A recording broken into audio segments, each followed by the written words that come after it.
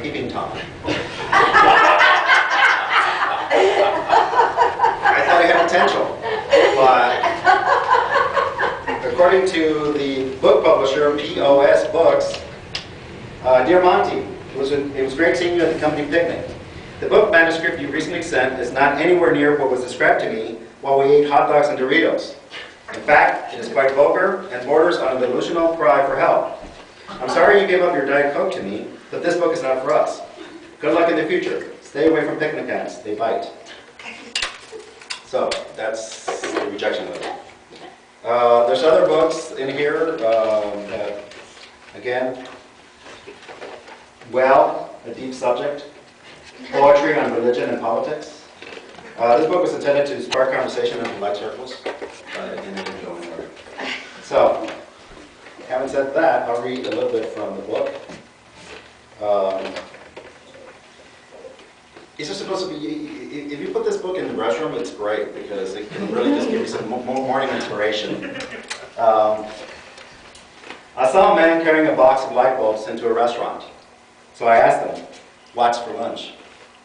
You got to see this belly. Yeah, what's. It's really funny on Facebook. I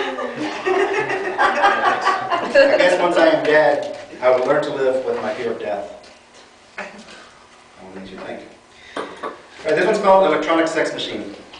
It's not as vulgar as it sounds.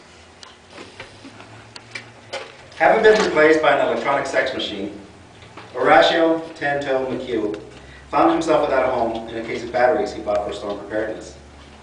His wife kept them both. However, Horatio was used to disappointment, so he took this episode in full stride, vowing to get back on his toes.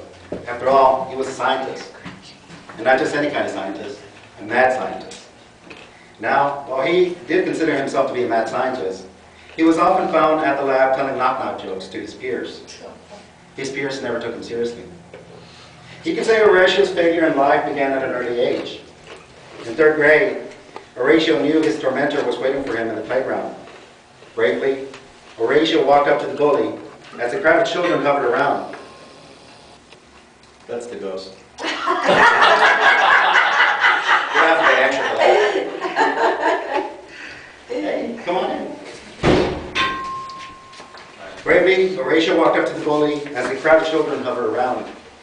Horatio held his head up high with pride, sadly too high, as the bully punched Horatio in the throat. It is a rite of passage for most children, the confrontation of a school bully. This was supposed to be liberating. However, it began Horatio's long list of humiliations. When Horatio was 23, he had grown tired of being the village idiot. He saved enough money to move to a new town, not knowing their village idiot had just died. So it was for Horatio. Horatio had a knack of obsessing over the smallest of meaningless details. From the age of 25 to 27, he was sure of one thing. Drowning would not be his first choice for dying. But for the life of him, he could not